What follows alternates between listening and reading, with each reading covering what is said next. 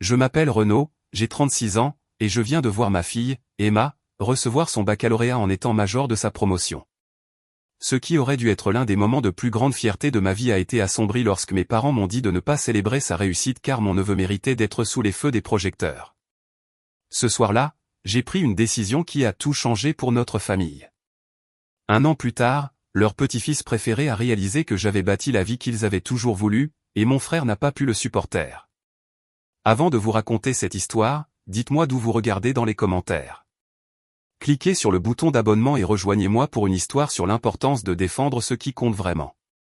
En grandissant dans une banlieue pavillonnaire près de Paris, j'ai toujours eu l'impression de vivre dans une ombre. Mes parents ont clairement montré dès mon plus jeune âge que mon frère aîné, Sébastien, était leur enfant chéri. Sébastien avait 3 ans de plus, il était plus athlétique, plus populaire et, selon mes parents, destiné à un grand avenir. Tandis que Sébastien recevait des éloges sans fin pour ses trophées de football et son statut social, mes réussites au club de robotique et au concours de sciences passaient à peine sous le radar. Sébastien ira loin, annonçait mon père lors des repas de famille. Ce garçon a un talent naturel. Pendant ce temps, ma mère me tapotait l'épaule et disait des choses comme « Renaud fait de gros efforts, lui aussi », avec cette pointe de déception qui me blessait plus profondément que n'importe quelle critique. J'ai rencontré Juliette pendant ma 2e année d'études supérieures. Pendant que Sébastien faisait la fête dans son école de commerce aux frais de nos parents, je travaillais à temps partiel et étudiais pour devenir ingénieur automobile. Juliette a vu en moi quelque chose que ma famille n'avait jamais vu, du potentiel, de la détermination et de la valeur. Nous nous sommes mariés peu de temps après avoir obtenu nos diplômes, à l'âge de 23 ans, et nous avons décidé de construire une vie axée sur le soutien mutuel, comme une famille devrait le faire. Emma est arrivée 2 ans plus tard. Dès l'instant où j'ai tenu ma fille dans mes bras, je me suis fait la promesse silencieuse qu'elle ne douterait jamais de sa valeur et ne se sentirait jamais au second plan. Juliette et moi étions d'accord pour briser le cycle de favoritisme que j'avais connu en grandissant. Ce que nous n'avions pas anticipé, c'était la rapidité avec laquelle mes parents transféreraient leur traitement préférentiel à la génération suivante. Sébastien et sa femme, Aurélie, ont eu leur fils Théo seulement 3 mois après la naissance d'Emma. Soudain, il y avait 2 petits-enfants, et le schéma s'est répété avec une précision déconcertante. Théo est un athlète né, tout comme son père, se vantait mon père, même lorsque Théo faisait à peine ses premiers pas. Pendant ce temps, les étapes importantes de la vie d'Emma étaient au mieux saluées par de polis hochements de tête. Ce qui rendait cela particulièrement douloureux, c'est qu'Emma faisait face à des défis que son cousin n'avait pas. À l'âge de 6 ans, elle a été diagnostiquée dyslexique, ce qui a rendu ses premières années d'école difficiles. Juliette et moi avons passé d'innombrables soirées à travailler avec elle, à trouver des méthodes d'enseignement spécialisées et à encourager sa détermination. Mes parents considéraient son trouble de l'apprentissage comme une déception de plus. Tout le monde ne peut pas être doué pour les études, a dit ma mère un jour après qu'Emma a eu du mal à lire à haute voix une carte d'anniversaire lors d'un repas de famille. Théo lit déjà des livres pour des enfants plus âgés. Alors que Sébastien surfait sur la vague de l'approbation de mes parents pour obtenir un diplôme de commerce et lancer une start-up financée par mon père, j'ai suivi un chemin différent. J'ai commencé chez un petit équipementier automobile, gravissant les échelons grâce à mes connaissances pratiques et à ma performance constante. Ce n'était pas glamour, mais c'était un travail honnête dont j'étais fier. Finalement, je suis devenu chef de service et j'ai commencé à développer mes propres concepts en parallèle. La vie de Sébastien semblait impressionnante en surface, une maison chère dans le bon quartier, des voitures de luxe, l'adhésion au club de tennis local. Ce dont personne ne parlait, c'est que mes parents injectaient continuellement de l'argent dans son style de vie et ses entreprises. Pendant ce temps, Juliette et moi vivions selon nos moyens, économisions avec diligence et nous nous concentrions sur la création d'un foyer stable pour Emma. Au moment où Emma et Théo sont arrivés au collège, les contrastes devenaient plus évidents. Emma avait surmonté ses difficultés d'apprentissage pour devenir une excellente élève. Ses professeurs louaient son éthique de travail extraordinaire et son esprit d'analyse. Théo se laissait porter par ses capacités naturelles et son charme, mais ne faisait que rarement de réels efforts. Mes parents couvraient Théo de récompenses pour des réussites minimes, tandis que les succès durement gagnés d'Emma étaient traités comme attendus et sans importance. Elle doit tenir cette obstination de ton côté de la famille, disait ma mère à Juliette, comme si la persévérance d'Emma était un défaut de caractère plutôt qu'une force. Malgré cette dynamique, j'ai continué à essayer de maintenir une relation avec mes parents. J'espérais toujours qu'il finirait par reconnaître la jeune femme extraordinaire que ma fille devenait. Juliette était plus réaliste. Ils ne changeront jamais, Renaud, m'a-t-elle dit un soir après un dîner de famille particulièrement difficile. À un moment donné, nous devrons protéger Emma de leur favoritisme. Mais je n'étais pas encore prêt à abandonner ma famille. Avec le recul, j'aurais dû écouter ma femme plus tôt.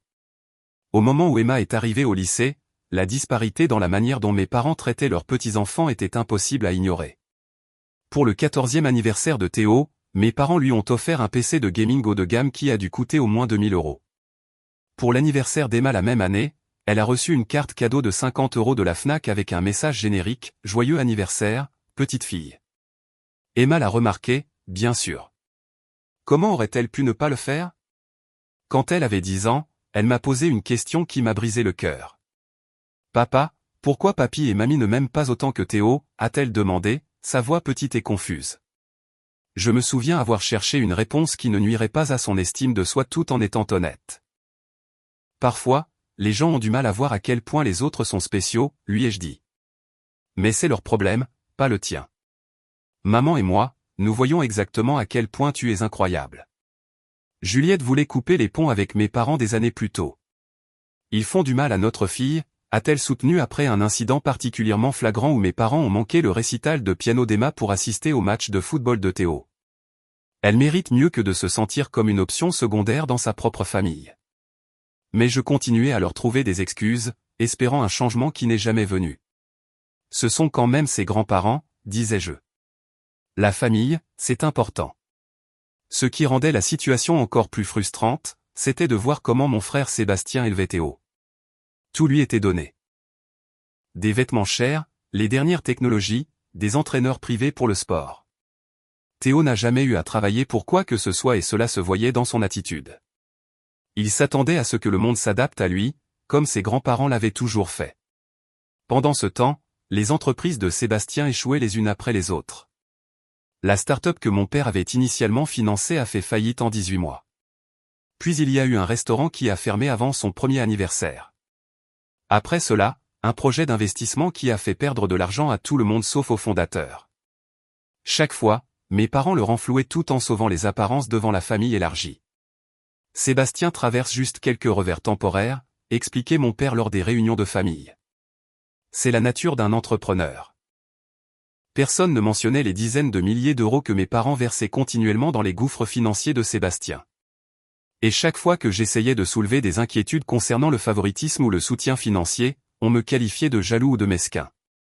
Nous traitons nos deux fils de la même manière, insistait ma mère chaque fois que j'abordais le sujet. Tu as choisi une carrière sûre et Sébastien a pris des risques. C'est la seule différence. Mais il n'y avait rien d'égal dans la façon dont ils répartissaient leur temps, leur affection ou leurs ressources entre leurs fils ou leurs petits-enfants. Et malgré la série d'échecs de Sébastien, mes parents maintenaient la fiction qu'il était celui qui réussissait et que je me débrouillais simplement. Alors qu'Emma progressait au lycée, elle s'est jetée à corps perdu dans les études. La dyslexie qui avait rendu ses débuts scolaires difficiles est devenue un obstacle moins important à mesure qu'elle développait des stratégies pour la contourner. Sa détermination était remarquable, elle étudiait tard dans la nuit, cherchait de l'aide supplémentaire quand c'était nécessaire et n'utilisait jamais son trouble de l'apprentissage comme une excuse. En seconde, Emma obtenait les meilleures notes dans les options spécialisées. Ses professeurs la décrivaient comme l'une des élèves les plus dévouées qu'ils aient jamais eues. Nous n'aurions pas pu être plus fiers de la façon dont elle avait surmonté chaque obstacle par sa seule persévérance. Théo, de son côté, maintenait à peine des notes suffisantes. Son intelligence naturelle lui permettait de s'en sortir avec un minimum d'effort, et c'est exactement ce qu'il faisait. Lorsque ses parents ou ses grands-parents essayaient d'aborder ses résultats scolaires, il y avait toujours une excuse, les professeurs étaient injustes, la matière était ennuyeuse, ou ils se concentraient sur le sport. On n'a pas besoin d'avoir d'excellentes notes pour réussir, disait mon père. Théo a le contact facile. Il ira loin avec sa personnalité et ses capacités sportives. La même année où Emma a été récompensée pour ses résultats exceptionnels, Théo a failli être renvoyé pour avoir triché à un examen d'histoire. Mes parents ont réussi à retourner la situation pour blâmer le professeur d'avoir mis trop de pression sur les élèves et de ne pas rendre la matière assez intéressante. Juliette et moi continuions d'essayer de protéger Emma du pire du favoritisme, mais cela devenait de plus en plus difficile à mesure qu'elle grandissait et devenait plus perspicace. Nous nous sommes concentrés sur la construction de sa confiance en elle, en soulignant que sa valeur n'était pas déterminée par la reconnaissance de ses grands-parents. Ta valeur ne se mesure pas à la capacité des autres à la voir, lui disait Juliette. Ce qui compte, c'est ce que tu sais de toi-même et comment tu traites les autres. Emma a développé une résilience qui m'a stupéfié. Au lieu de devenir amère à cause du favoritisme de ses grands-parents, elle a canalisé son énergie vers des réalisations positives. Elle a fait du bénévolat dans un programme d'alphabétisation, aidant les plus jeunes enfants ayant des difficultés d'apprentissage. Elle a rejoint le club de débat et a découvert un talent naturel pour la prise de parole en public. Elle a maintenu des amitiés solides avec un petit groupe d'élèves tout aussi ambitieux. Mais malgré ses accomplissements, mes parents restaient focalisés sur Théo. Toute réussite d'Emma était minimisée ou attribuée au fait qu'elle avait la vie facile. Ils ne pouvaient pas voir, ou refusaient de reconnaître, à quel point elle devait travailler plus dur que son cousin pour chaque succès. Alors que l'année de terminale approchait pour Emma et Théo, les tensions dans notre famille ont atteint un point de rupture. Emma était en passe d'être major de sa promotion, tandis que Théo risquait de ne même pas avoir son bac. Quelque chose devait céder, et malheureusement, cela allait se produire de la pire des manières. L'annonce est tombée 3 mois avant la remise des diplômes. Le conseiller d'orientation d'Emma a appelé pour nous informer qu'elle avait obtenu la première place de sa classe et qu'elle serait major de sa promotion. Juliette et moi étions fous de joie. Tout le travail acharné d'Emma, toutes ces nuits passées à étudier, tous les obstacles qu'elle avait surmontés, tout cela avait abouti à cette remarquable réussite. Je suis si fier de toi, ai-je dit à Emma quand elle est rentrée ce jour-là, son visage rayonnant d'une fierté tranquille. Tu as mérité cela par ta propre détermination. À peu près au même moment, nous avons appris par les ragots familiaux que Théo risquait de ne pas avoir son bac du tout. Il avait échoué dans plusieurs matières et devrait passer des épreuves de rattrapage juste pour obtenir son diplôme. Sébastien et Aurélie étaient en mode panique, engageant des tuteurs et faisant pression sur les professeurs pour des opportunités de points supplémentaires. La réaction de mes parents à ces situations contrastées était révélatrice.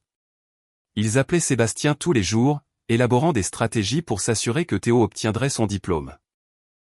Ils ont à peine reconnu le statut de major de promotion d'Emma. Et quand ils l'ont fait, c'était avec des réserves. Eh bien, c'est bien pour Emma, a dit ma mère quand j'ai partagé la nouvelle. Mais je suppose que c'est plus facile d'avoir de bonnes notes quand on n'a pas le sport qui prend tout son temps comme Théo. J'ai serré les dents, choisissant de ne pas mentionner qu'Emma était aussi capitaine de l'équipe de débat et faisait 20 heures de bénévolat par semaine au centre d'alphabétisation. Aux yeux de mes parents, ces réussites ne seraient jamais à la hauteur de la médiocrité de Théo. À l'approche de la remise des diplômes, Juliette et moi avons commencé à organiser une petite fête pour Emma chez nous après la cérémonie. Rien d'extravagant, juste une réunion avec la famille proche et quelques-uns de ses amis pour célébrer son accomplissement. Nous avons envoyé les invitations environ un mois avant l'événement, y compris une à mes parents et à la famille de Sébastien.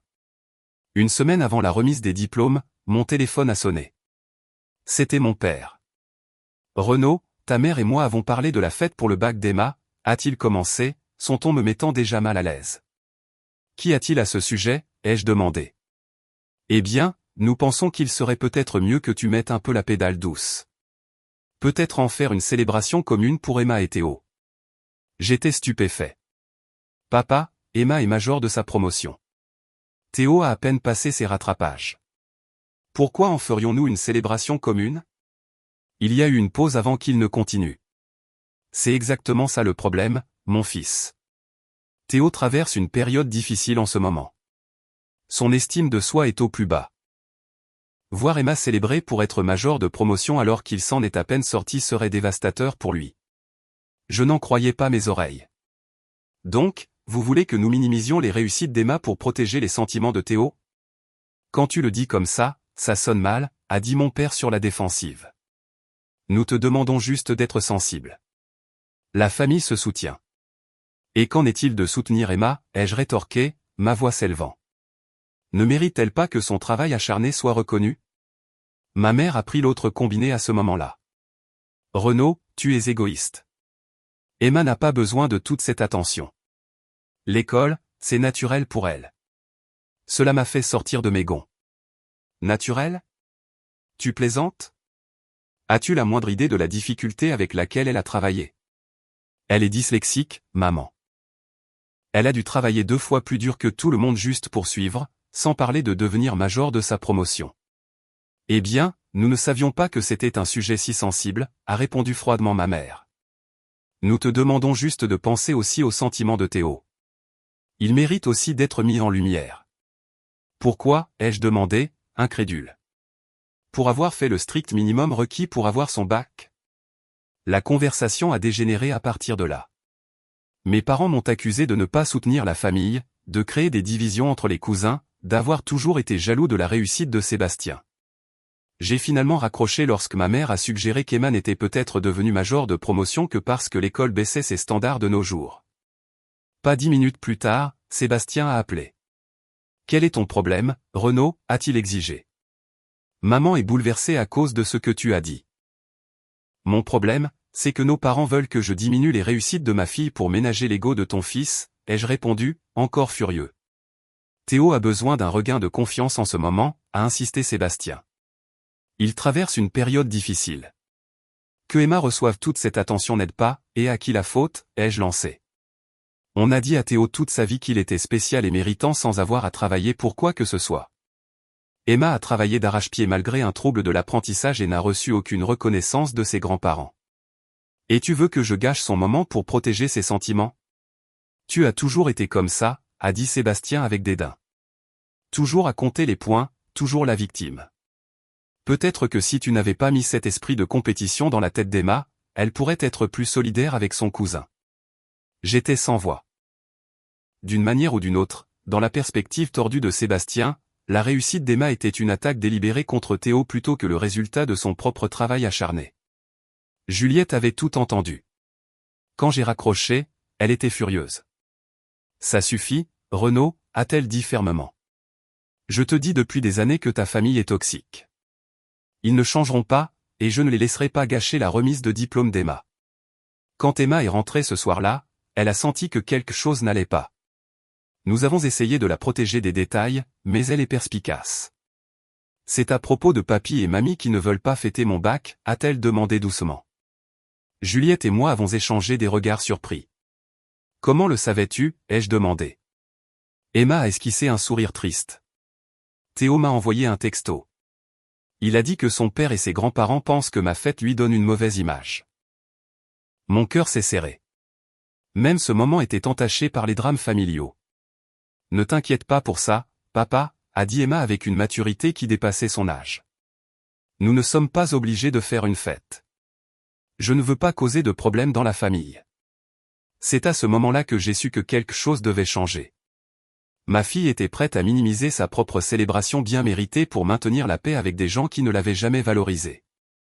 Et j'avais laissé cela durer bien trop longtemps. Non, Emma, ai-je dit fermement. Nous faisons ta fête. Tu as mérité cette célébration, et rien ne te l'enlèvera. Le regard de surprise et de gratitude sur son visage a renforcé ma résolution. Il était temps de tenir tête à ma famille, quelles qu'en soient les conséquences. Le jour de la remise des diplômes est arrivé avec un ciel clair et un temps parfait de juin. Emma était levée tôt, trop excitée et nerveuse pour dormir. Alors qu'elle mettait ses décorations honorifiques et ajustait sa toque, j'ai ressenti une vague de fierté si forte qu'elle m'a presque submergé. « Comment tu me trouves ?» a-t-elle demandé, faisant une petite pirouette dans sa robe de cérémonie. « Tu ressembles à la jeune femme la plus accomplie que j'ai jamais vue », ai-je répondu honnêtement. La cérémonie était prévue à 13h sur le terrain de sport du lycée. Juliette et moi sommes arrivés 1 heure plus tôt pour avoir de bonnes places, avec des fleurs et un petit cadeau pour Emma. Ensuite, nous avons gardé des sièges pour mes parents et la famille de Sébastien, même si j'étais toujours furieux de notre conversation téléphonique. Les diplômés sont entrés en grande pompe à 13h précises. J'ai immédiatement repéré Emma, marchant fièrement parmi ses camarades, ses médailles brillant au soleil. Mes parents et la famille de Sébastien n'étaient toujours pas arrivés. Le proviseur a prononcé un discours de bienvenue, suivi des remarques du président du conseil d'administration. Puis ce fut le moment du discours du major de promotion. Alors qu'Emma s'approchait du podium, j'ai senti Juliette serrer ma main très fort. Emma a ajusté le micro et a regardé la foule. Pendant un bref instant, j'ai vu de la nervosité traverser son visage, mais ensuite elle a pris une profonde inspiration et a commencé à parler avec un aplomb remarquable. Il y a 4 ans, quand j'ai commencé le lycée, je n'étais pas sûr d'avoir ma place ici, a-t-elle commencé. Grandir avec la dyslexie signifiait que l'école était toujours une lutte pour moi. Les mots sautaient sur la page. Lire à voix haute était un cauchemar. J'étais convaincu que la réussite scolaire n'était pas pour moi. J'ai jeté un coup d'œil et j'ai remarqué plusieurs professeurs hochant la tête avec encouragement. Mais j'ai appris quelque chose d'important pendant ces 4 années, a poursuivi Emma. J'ai appris que la détermination compte souvent plus que les capacités naturelles. J'ai appris que demander de l'aide n'est pas une faiblesse. C'est une stratégie pour réussir. Et plus important encore, j'ai appris que nous définissons notre propre valeur, non pas en nous comparant aux autres, mais en devenant la meilleure version de nous-mêmes. Ces mots m'ont frappé comme une révélation. Ma fille avait d'une manière ou d'une autre développé une sagesse qui m'avait échappé pendant des années. J'avais passé ma vie à me sentir inadéquat par rapport à mon frère, cherchant la validation de parents incapables de la fournir. Emma avait déjà dépassé cette limite. Alors qu'elle concluait son discours sous des applaudissements enthousiastes, j'ai remarqué mes parents et la famille de Sébastien qui arrivaient enfin, se glissant dans les sièges que nous leur avions réservés. Ils avaient manqué tout le discours d'Emma. Lorsqu'ils ont distribué les diplômes, nous avons applaudi bruyamment pour Emma et Théo. Malgré tout, ils faisaient toujours partie de la famille, et terminer le lycée était une réussite qui méritait d'être reconnue. Après la cérémonie, nous nous sommes réunis pour des photos. Ma mère a étreint Théo avec enthousiasme. « Nous sommes si fiers que tu aies eu ton bac », s'est-elle exclamée, comme s'il avait accompli quelque chose d'extraordinaire plutôt que de satisfaire à l'exigence de base.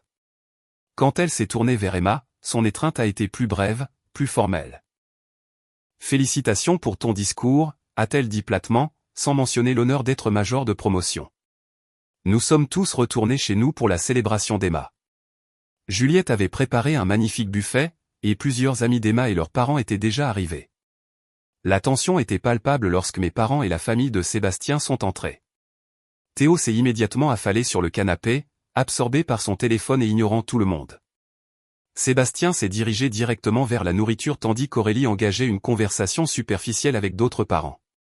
Ma mère m'a trouvé dans la cuisine. Je pense toujours que cette célébration séparée est inutile, a-t-elle dit à voix basse. Tu crées une division dans la famille. J'allais répondre quand nous avons entendu une agitation à l'extérieur. En regardant par la fenêtre de la cuisine, j'ai vu mon père conduire Théo à leur voiture où il lui présentait un jeu de clés. Dans l'allée, se trouvait une petite voiture de sport neuve avec un énorme nœud sur le capot. Un cadeau de fin d'études pour notre petit-fils, a annoncé mon père à haute voix, attirant l'attention de tout le monde à la fête. Tu l'as bien mérité, Théo. La voiture devait coûter au moins 30 000 €.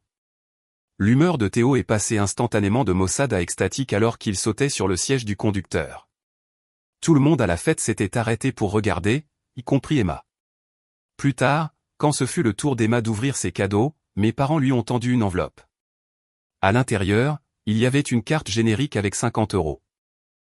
Nous savons que tu utiliseras cela de manière responsable, a dit ma mère, comme si cette somme dérisoire comparée à un véhicule de luxe reflétait en quelque sorte le bon caractère d'Emma plutôt que leur favoritisme flagrant.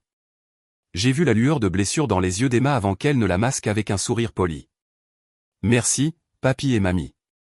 Le coup de grâce est venu pendant le dessert. Emma coupait son gâteau de fin d'études décoré avec « Félicitations au major de promotion » quand j'ai entendu ma mère parler à l'un des parents d'un ami d'Emma. Bien sûr, nous sommes fiers des notes d'Emma, disait-elle. Mais entre nous, la réussite scolaire n'est pas une vraie réussite comme le sport. Théo a une bourse sportive qui l'emmènera loin. L'intelligence des livres ne vous mène pas très loin dans le monde réel. Juliette l'a entendu aussi. Avant que je puisse intervenir, elle a confronté ma mère directement. Comment osez-vous diminuer les réussites de votre petite fille à sa propre fête de remise de diplôme, a dit Juliette, sa voix calme mais intense. Emma a travaillé plus dur que quiconque que je connaisse pour surmonter des défis qui auraient découragé la plupart des gens. Et au lieu de la célébrer, vous avez passé toute la journée à vous concentrer sur Théo. Ma mère a semblé offensée. Je ne faisais que la conversation. Tu es trop sensible, comme d'habitude. Non, elle est une mère qui protège son enfant, ai-je interjeté, me tenant à côté de ma femme. Quelque chose que vous semblez incapable de faire de manière égale pour vos petits-enfants. La pièce était devenue silencieuse. Tout le monde regardait notre confrontation. Renaud, tu fais une scène, a averti mon père, se joignant à la conversation. Non, vous avez fait une scène en offrant une voiture chère à Théo dans notre allée pendant la fête d'Emma, ai-je répondu. Vous avez fait une scène pendant 18 ans en traitant Emma comme moins importante que Théo. Sébastien s'est avancé, le visage rouge de colère. Tu es juste jaloux parce que Théo a un avenir dans le sport alors qu'Emma ne sera qu'une autre étudiante endettée.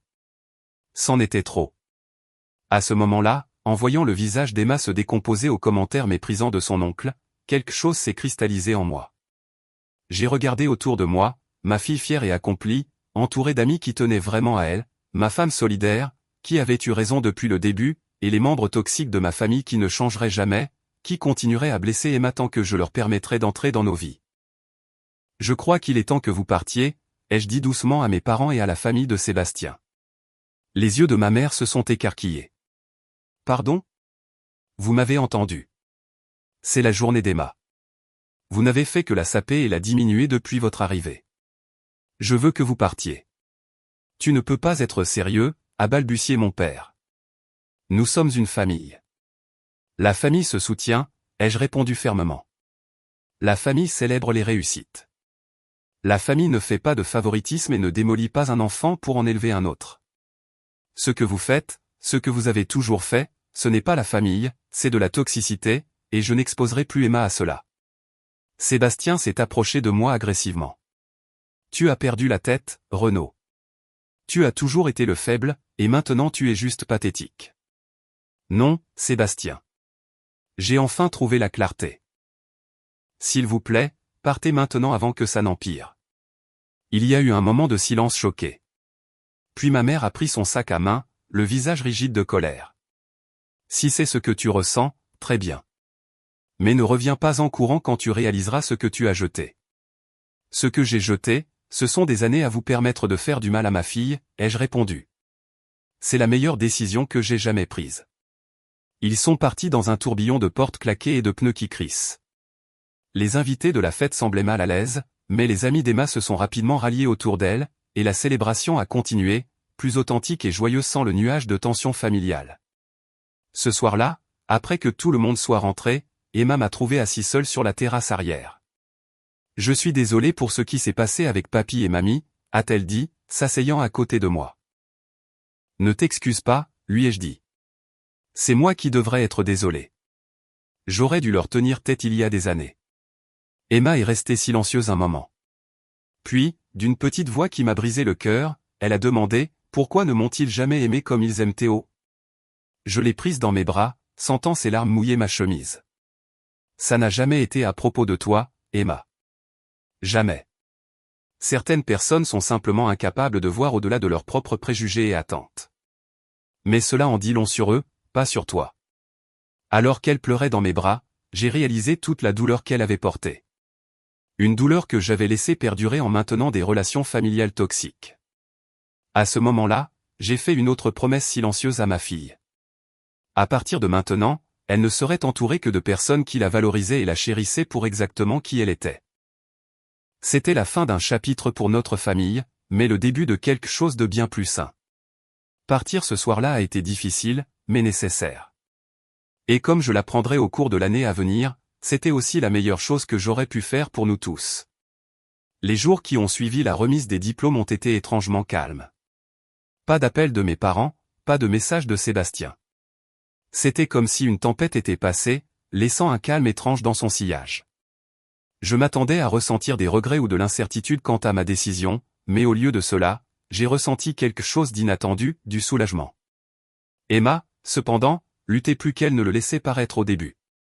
Une semaine après la fête, je l'ai trouvée assise sur son lit en train de regarder de vieilles photos de famille. « Tu penses que je les reverrai un jour » a-t-elle demandé quand elle m'a remarqué dans l'embrasure de la porte. « Je ne sais pas » ai-je répondu. Honnêtement, cela dépend de leur capacité à reconnaître et à changer leur comportement. Emma a hoché la tête lentement, traçant du doigt une photo d'elle à environ 5 ans, un rare moment capturé avec ses grands-parents où tout le monde avait l'air heureux. Je n'arrête pas de penser à toutes les fois où j'ai essayé de les rendre fiers. Le récital de piano qu'ils ont manqué, les prix académiques qu'ils ont ignorés. Je pensais que si j'accomplissais assez de choses, ils finiraient par me voir. Ces mots m'ont frappé comme un coup de poing. Je me suis assis à côté d'elle sur le lit, la gorge serrée par l'émotion. Emma, je suis tellement désolé. J'aurais dû mieux te protéger. J'ai continué à espérer qu'il changerait, qu'il finirait par reconnaître à quel point tu es incroyable.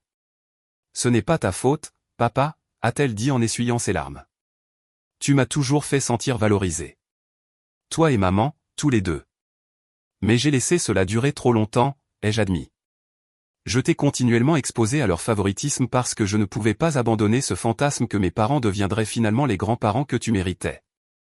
Nous avons eu une longue et honnête conversation ce soir-là, le genre qui change les relations pour toujours. Emma a révélé des années de blessures qu'elle avait soigneusement cachées, ne voulant pas nous accabler, Juliette et moi. Comment elle avait entendu des commentaires méprisants sur ses réussites de la part de ses grands-parents. Comment Théo l'avait parfois narguée avec leur traitement préférentiel. Comment elle avait intériorisé le message que sa réussite scolaire comptait en quelque sorte moins que les capacités sportives de son cousin. J'ai décidé il y a longtemps que je ne les laisserais pas définir ma valeur, m'a dit Emma avec une sagesse qui dépassait son âge. Mais parfois, ça faisait encore mal, de savoir que rien de ce que je faisais n'était jamais assez bon pour eux. Ce soir-là a marqué le début d'un processus de guérison pour notre famille, notre vraie famille de trois. Nous avons décidé ensemble que nous nous concentrerions sur la construction de notre avenir plutôt que d'essayer de réparer un passé que certains membres refusaient de reconnaître comme brisé. L'été est passé sans aucun contact de mes parents ou de la famille de Sébastien. Emma s'est préparée pour l'université, ayant accepté une bourse complète pour étudier la médecine dans une université prestigieuse. Juliette et moi nous sommes concentrés sur le soutien de sa transition et le renforcement de nos liens familiaux sans le courant sous-jacent constant de tension qui avait marqué les réunions de famille pendant des années. Professionnellement, les choses ont pris une tournure inattendue pour le mieux. L'entreprise de pièces automobiles où je travaillais a été rachetée par un plus grand fabricant intéressé par certains des concepts innovants que j'avais développés. On m'a offert une promotion significative et une augmentation substantielle pour diriger un nouveau département axé sur les systèmes automobiles de nouvelle génération. Ils construisent essentiellement une division autour de tes idées, m'a expliqué mon patron lors de la réunion où il a présenté l'offre. Ils te voient comme une ressource inexploitée.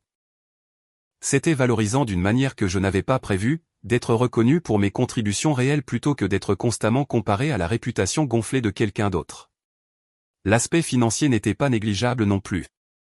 Avec la bourse d'Emma couvrant ses frais de scolarité et mon nouveau salaire, nous étions dans une meilleure position que jamais.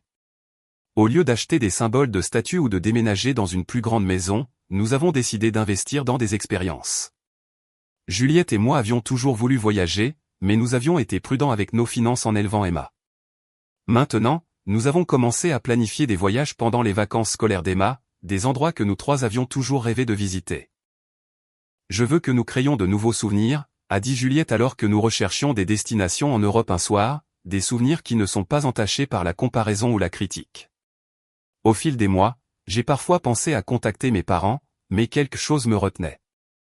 Ce n'était plus de la colère, elle s'était en grande partie apaisée. C'était la prise de conscience que sans un changement fondamental de leur part, rétablir le contact ne ferait que réintroduire les mêmes dynamiques toxiques dans nos vies. Emma s'est épanouie lors de son premier semestre à l'université. Libérée de l'ombre de la comparaison avec Théo, elle a fleuri académiquement et socialement. Elle a rejoint des projets de recherche, s'est fait de nouveaux amis et appelé régulièrement à la maison, excitée par ses cours. J'ai l'impression de pouvoir être moi-même ici, nous a-t-elle dit lors d'un appel vidéo. Personne n'a d'idées préconçues sur moi ou ne me compare à qui que ce soit d'autre. Juliette et moi avons échangé un regard, reconnaissant tous les deux la signification de ces mots. Notre fille expérimentait peut-être pour la première fois ce que c'était que d'être valorisée uniquement pour qui elle était et ce qu'elle apportait. Vers les vacances de fin d'année, j'ai eu des moments de doute. Ce serait notre premier Noël sans la famille élargie. Une partie de moi se demandait si j'avais pris la bonne décision, si couper les ponts si complètement avait été trop extrême. Juliette a senti mon incertitude. Tu as des doutes, a-t-elle demandé un soir alors que nous décorions notre sapin. Pas vraiment des doutes, ai-je répondu. Je me demande juste si j'ai manqué un juste milieu. Renaud, tu leur as donné d'innombrables opportunités pendant 18 ans, m'a rappelé doucement Juliette. Chaque fois qu'ils ont dénigré les réussites d'Emma ou favorisé Théo, tu as eu des conversations avec eux qui n'ont mené nulle part. Tu ne peux pas faire la moitié du chemin quand les gens refusent de faire un seul pas dans ta direction. Elle avait raison. Bien sûr, Mes parents n'avaient jamais reconnu leur favoritisme ni montré la moindre volonté de changer. Sébastien avait permis et perpétué leur comportement. Rétablir le contact sans aborder ces problèmes fondamentaux ne ferait que rouvrir des blessures qui commençaient enfin à guérir.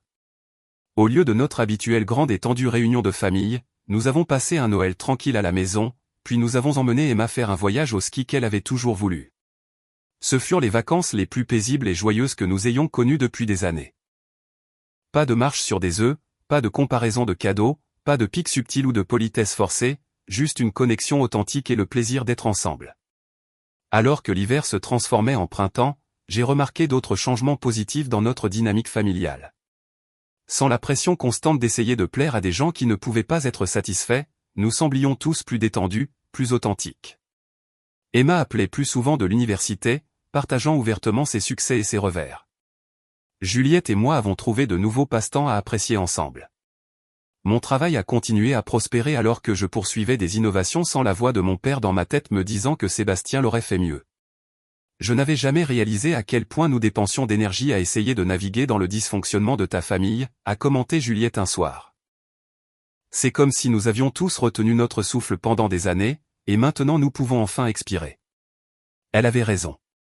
L'absence de relations toxiques avait créé un espace pour que des relations plus saines s'épanouissent.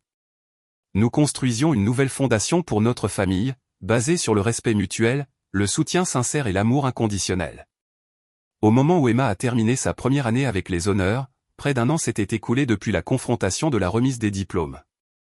Nous n'avions eu aucune nouvelle de mes parents ou de la famille de Sébastien pendant tout ce temps.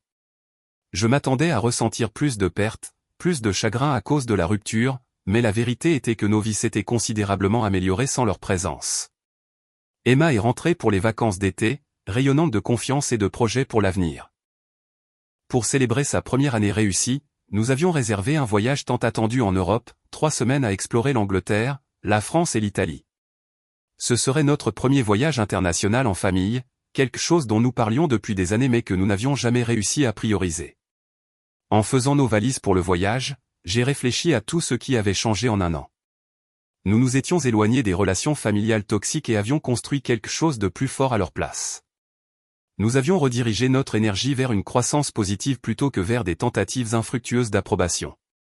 Et surtout, Emma s'épanouissait, libérée de l'ombre de la comparaison qui l'avait suivie si longtemps. Ce que je ne réalisais pas, c'est que l'histoire de notre famille n'était pas terminée. Le chapitre le plus inattendu était sur le point de se dérouler, commençant par une rencontre fortuite dans un terminal d'aéroport qui allait tout changer. Notre vol pour Londres devait décoller de l'aéroport de Paris-Charles de Gaulle à 20h30. Nous sommes arrivés tôt, avons enregistré nos bagages et passé la sécurité avec beaucoup de temps. Emma était pratiquement surexcitée. C'était son premier voyage à l'étranger, et elle avait passé des semaines à faire des recherches sur chaque musée et site historique qu'elle voulait visiter. Nous avons trouvé un restaurant près de notre porte d'embarquement et nous nous sommes installés pour le dîner. J'étais à mi-chemin de mon hamburger quand Emma s'est soudainement figée, les yeux fixés sur quelque chose ou quelqu'un derrière moi. « Théo » a-t-elle dit, semblant sincèrement surprise. Je me suis retourné pour voir mon neveu se tenant maladroitement près de notre table, semblant à la fois différent et exactement le même que la dernière fois que je l'avais vu un an auparavant. Il semblait plus mince, moins arrogant dans sa posture, et portait des vêtements nettement moins tape à accent grave-l'œil que ses marques de créateurs habituelles. « Salut » a-t-il dit, se balançant d'un pied sur l'autre. Je me disais bien que c'était vous. Il y a eu un silence gêné. La dernière fois que nous nous étions vus, c'était à la fête de remise de diplôme d'Emma, juste avant que je demande à sa famille de partir. « Tu voyages quelque part » a finalement demandé Juliette, son ton soigneusement neutre. Théo a hoché la tête. « Ouais, je vais en Californie pour visiter des universités. Mon vol ne part que dans quelques heures. » Il a hésité, puis a ajouté, « En fait, je suis seul. Mes parents ne savent pas que je suis là. » C'était inattendu. Théo n'avait jamais rien fait sans que ses parents le sachent ou l'approuvent auparavant. « Tu veux te joindre à nous » me suis-je entendu offrir, sans trop savoir pourquoi. À ma grande surprise, il a accepté, se glissant dans la chaise vide à notre table. Pendant quelques minutes, personne n'a parlé au-delà de banalités gênées sur la nourriture et les retards de vol. Puis Théo a regardé directement Emma. « Ta première année de fac s'est bien passée » a-t-il demandé. « J'ai vu certains de tes posts en ligne. On dirait que tu déchires tout en médecine. Emma semblait déconcertée par son intérêt sincère. Oui, ça a été super. Difficile, mais j'adore ça. Elle a fait une pause, puis a demandé, et toi? Qu'est-ce que tu as fait? L'expression de Théo s'est assombrie. Je ne suis pas allé à l'université l'automne dernier. La bourse sportive dont papa et papy se vantaient.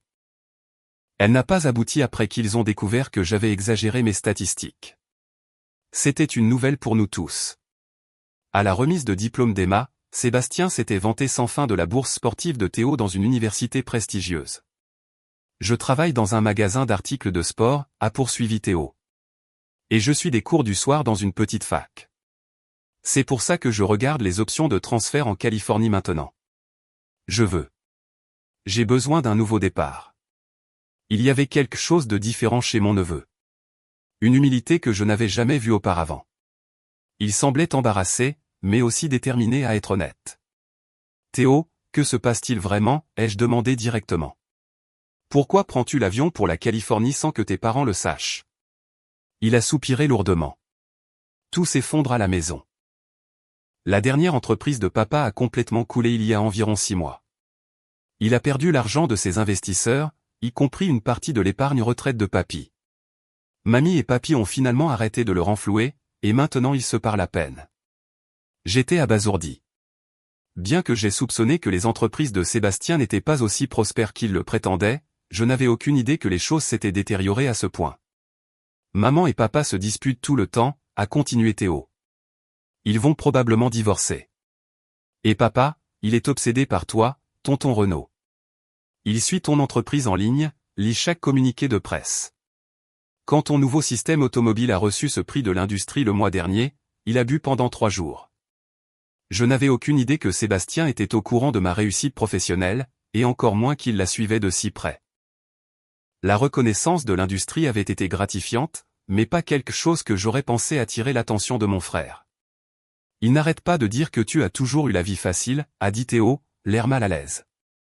Que tu as juste eu de la chance pendant qu'il prenait des risques. Mais je vous ai observés tous les deux toute ma vie. Et j'ai finalement réalisé que papa a tout simplement tort.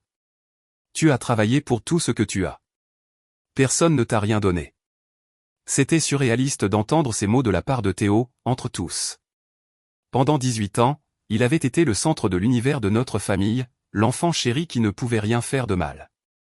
Le truc, c'est, a poursuivi Théo en baissant les yeux sur ses mains, que j'ai été élevé pour être exactement comme mon père, m'attendant à ce que tout me soit donné, pensant que j'étais spécial sans avoir à le mériter. Et regarde où ça m'a mené. Je travaille dans la vente, je suis des cours du soir, je pars en cachette pour visiter des universités que mes parents ne peuvent plus se permettre. Pourquoi la Californie? A demandé Juliette. Théo a esquissé un petit sourire embarrassé. C'est aussi loin que possible de tout le monde. J'ai besoin de découvrir qui je suis sans toutes ces attentes. Emma, qui avait écouté attentivement, a soudainement tendu la main par-dessus la table et l'a posée sur celle de Théo. Je sais ce que c'est.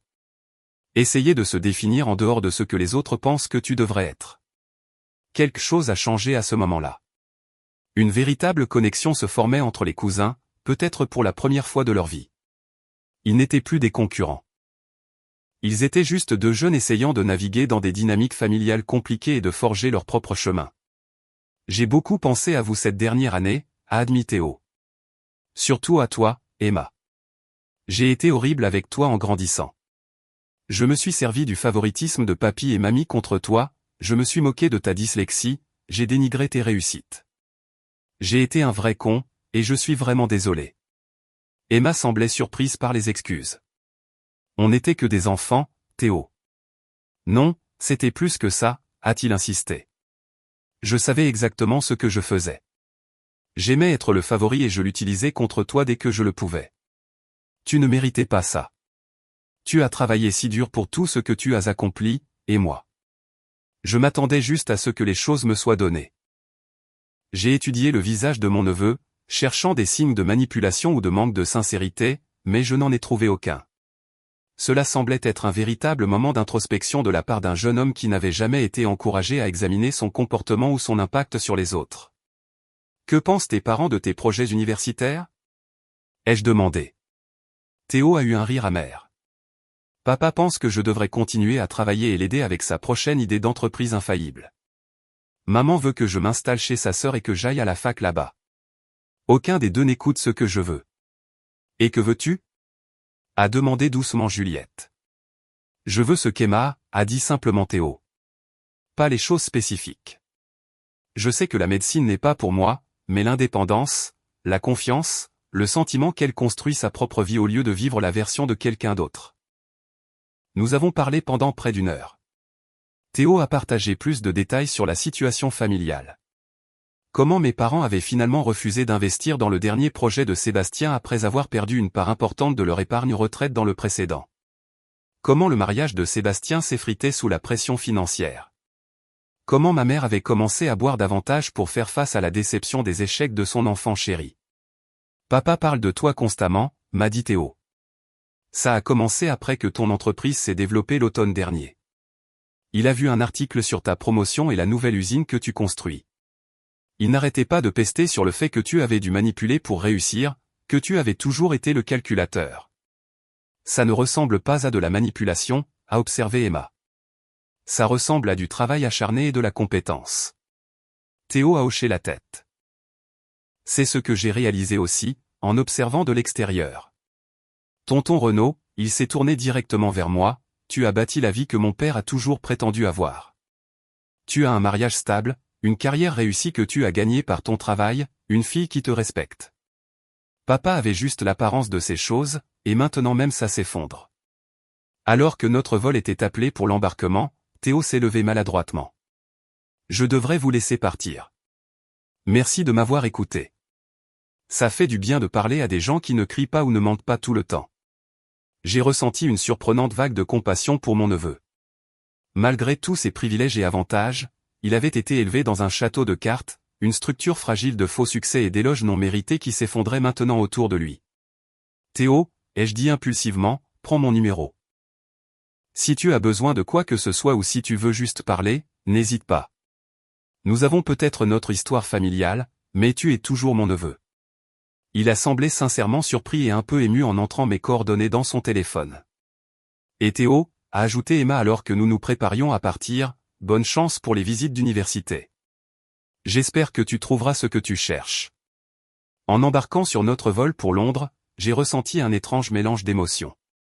De la tristesse pour le dysfonctionnement continu dans la famille de mon frère, de la satisfaction de voir que mes parents voyaient enfin les conséquences de leur favoritisme, et un sentiment inattendu d'optimisme quant au potentiel de croissance de Théo. Tu penses qu'il a vraiment changé, a demandé doucement Juliette après que nous nous soyons installés dans nos sièges. Je pense qu'il commence à le faire, ai-je répondu. Et c'est plus que ce que j'aurais jamais attendu. Nos vacances en Europe ont été tout ce que nous avions espéré. 3 semaines d'exploration, de nouvelles expériences et de liens familiaux sans l'ombre de la comparaison ou de la critique. Emma s'est épanouie dans les musées de Londres, les cafés de Paris et les rues anciennes de Rome. Juliette et moi avons pris plaisir à regarder notre fille absorber chaque expérience culturelle avec enthousiasme et intelligence. Ce à quoi je ne m'attendais pas, c'était de recevoir des textos occasionnels de Théo tout au long de notre voyage, de brèves mises à jour sur ses visites d'université, des questions sur les aides financières qu'il était trop gêné pour poser à ses parents, même quelques photos de campus californiens. J'ai répondu avec des encouragements et des conseils pratiques, en prenant soin de ne pas en faire trop ou de donner l'impression d'essayer de remplacer son père.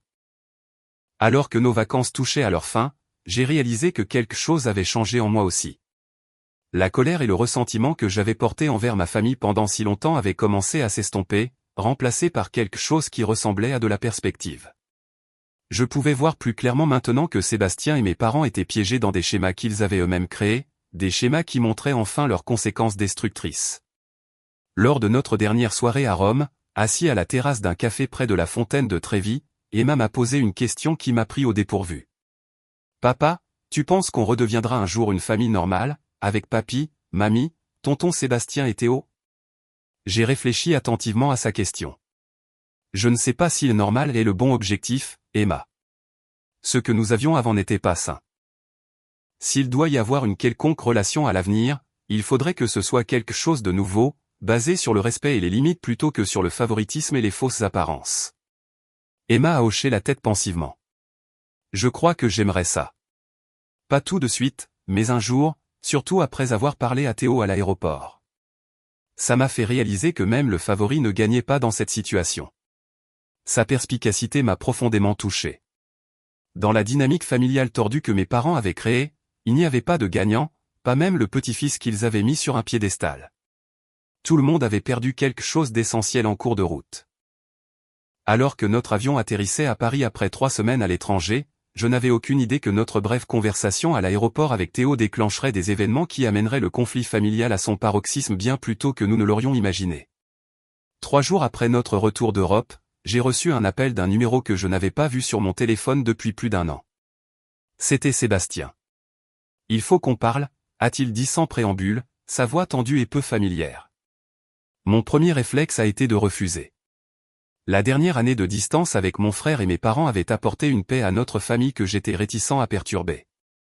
Mais quelque chose dans le ton de Sébastien m'a fait hésiter. « De quoi s'agit-il » ai-je demandé prudemment. « Théo m'a dit qu'il t'avait croisé à l'aéroport », a répondu Sébastien. « Il est différent depuis son voyage. Il a dit des choses qui m'ont fait réaliser qu'on devait mettre les choses au clair. S'il te plaît, Renaud. » Une seule conversation.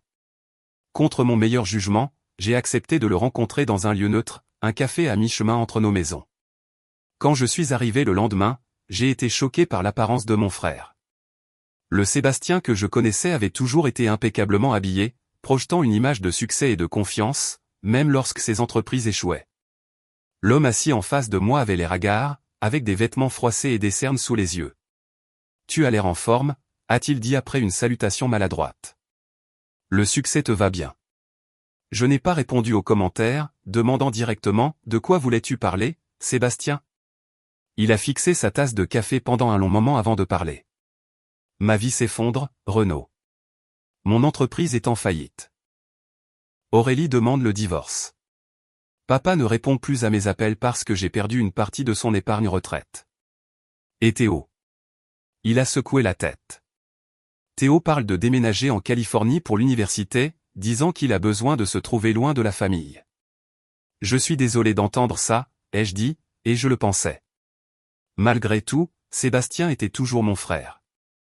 Le truc, c'est que, a poursuivi Sébastien, sa voix se brisant légèrement, j'ai toujours pensé que c'était toi qui avais la vie dure.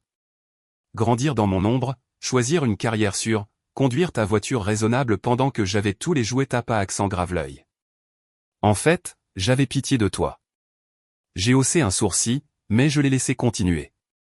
Mais tu as construit cette vie parfaite, a-t-il dit, une pointe de l'ancienne amertume se glissant dans son ton. Carrière stable, mariage heureux, une fille dans une grande université. Pendant ce temps, tout ce que je pensais avoir s'avère n'être que de la fumée. Ma vie n'est pas parfaite, Sébastien, ai-je répondu calmement. Elle est juste construite sur des fondations solides plutôt que sur les apparences. Qu'est-ce que ça veut dire, a-t-il demandé sur la défensive. J'ai pris une profonde inspiration, choisissant mes mots avec soin. Ça veut dire que je n'ai jamais essayé de brûler les étapes ou de prendre des raccourcis. J'ai construit ma carrière brique par brique, mon mariage jour après jour, ma relation avec Emma moment par moment. Il n'y avait pas de formule magique ou de grands gestes, juste des efforts constants et un investissement sincère dans ce qui compte. Sébastien est resté silencieux un long moment, puis a dit quelque chose qui m'a stupéfié. Je suis jaloux de toi depuis des années. Jaloux, ai-je répété, incrédule. Tu as toujours été le favori. Maman et papa t'ont tout donné. Les éloges, le soutien financier, l'attention. Ils te vénéraient pratiquement. Et regarde où ça m'a mené, a dit amèrement Sébastien. Un homme de 40 ans sans réelle compétence, un mariage raté, une série de faillites, et un fils qui ne veut rien avoir à faire avec moi. Pendant ce temps, tu as construit quelque chose de réel. C'était surréaliste d'entendre ces aveux de la part du frère qui avait toujours semblé tout obtenir sur un plateau. Pour la première fois, j'ai vu Sébastien clairement, non pas comme l'enfant chéri qui avait tourmenté mon enfance, mais comme un homme profondément peu sûr de lui qui n'avait jamais développé la résilience qui vient du fait de surmonter de véritables défis. « Pourquoi voulais-tu vraiment me voir, Sébastien » ai-je finalement demandé. Il a levé les yeux, son expression vulnérable d'une manière que je n'avais jamais vue auparavant. Théo t'admire. Après t'avoir vu à l'aéroport, il a commencé à poser des questions sur la façon dont tu as bâti ton entreprise, comment tu as soutenu Emma pendant ses études sans t'endetter, comment tu as maintenu ton mariage toutes ces années. Il te prend comme modèle, pas moi. Et j'ai réalisé que je n'ai pas de réponse pour lui. Je ne sais pas comment construire quelque chose de durable. Et ça te dérange, ai-je observé. Bien sûr que ça me dérange, s'est exclamé Sébastien.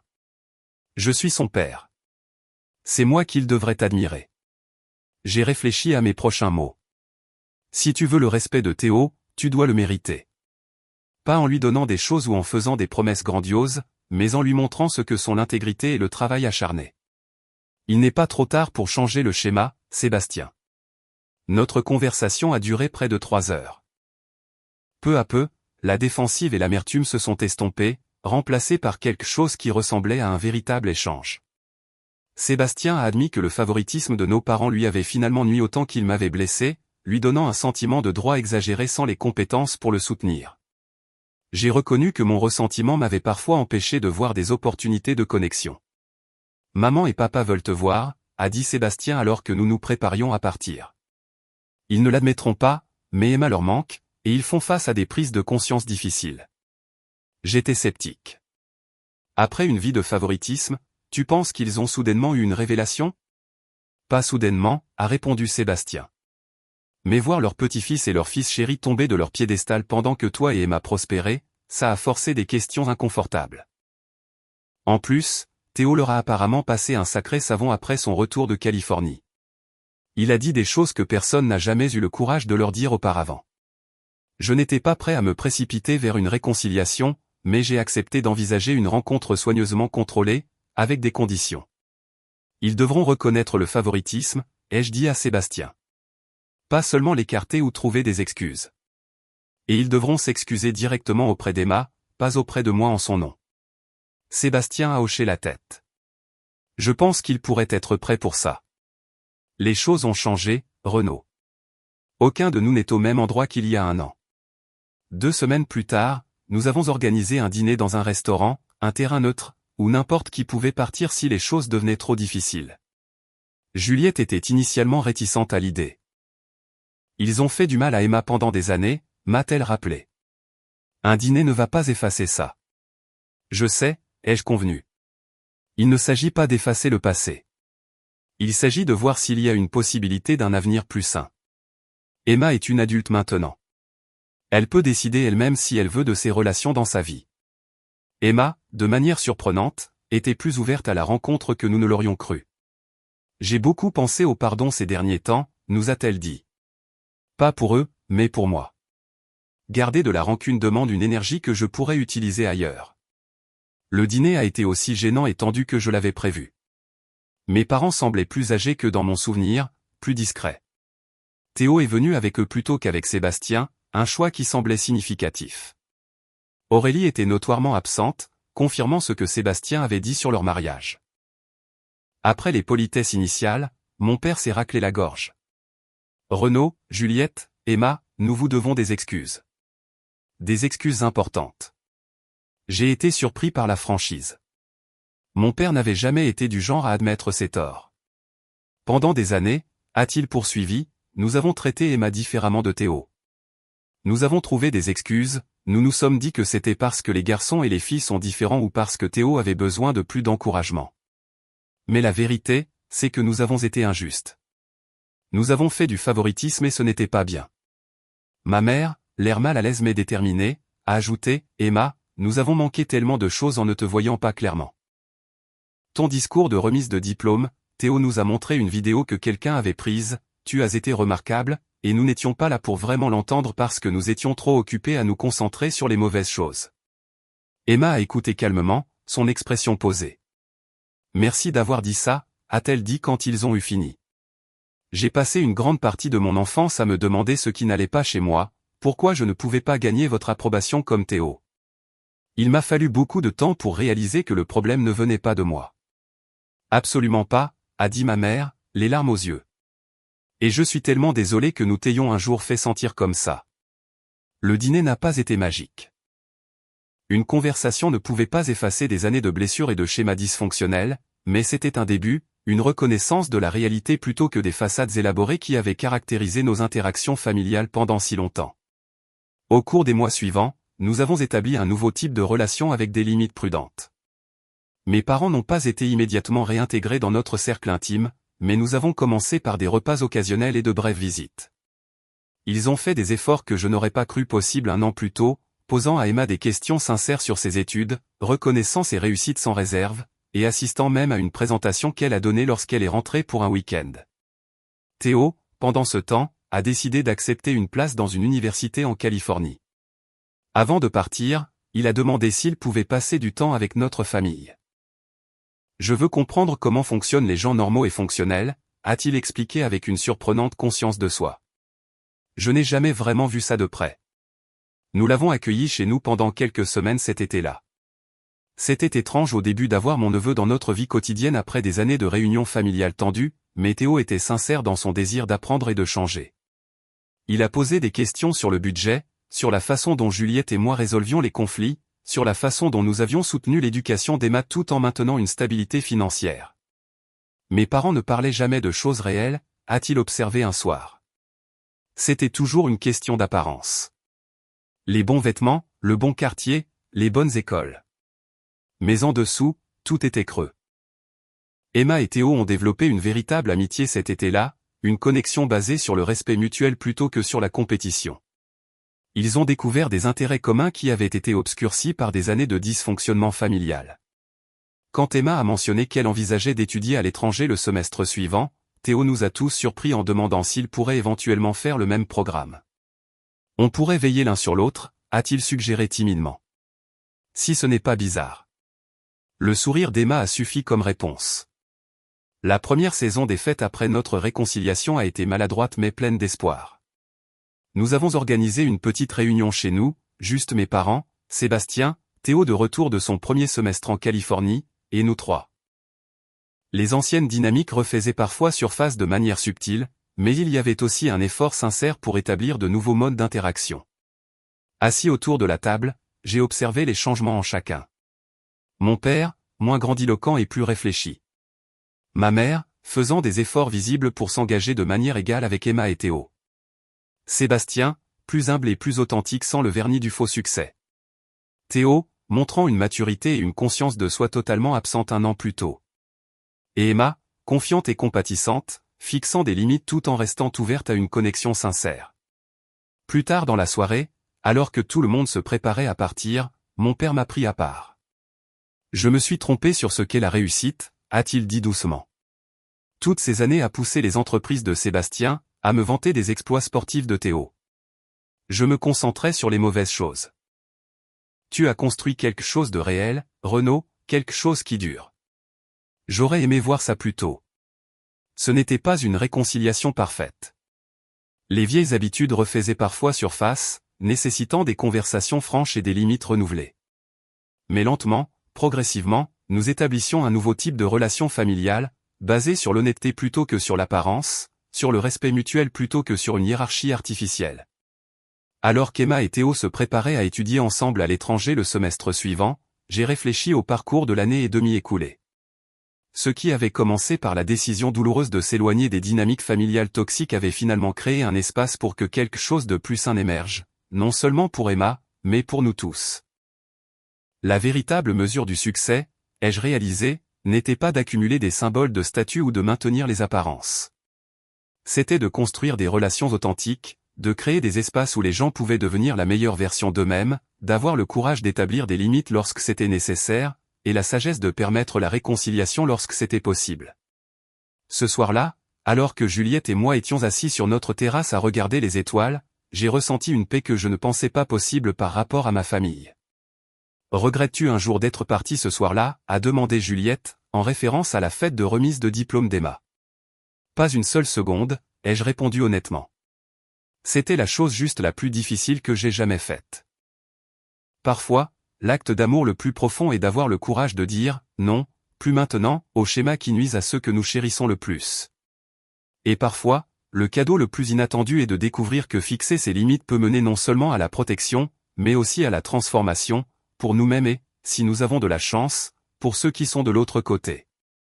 Avez-vous déjà dû établir des limites difficiles avec des membres de votre famille pour vous protéger ou protéger vos enfants? J'adorerais lire vos expériences dans les commentaires ci-dessous.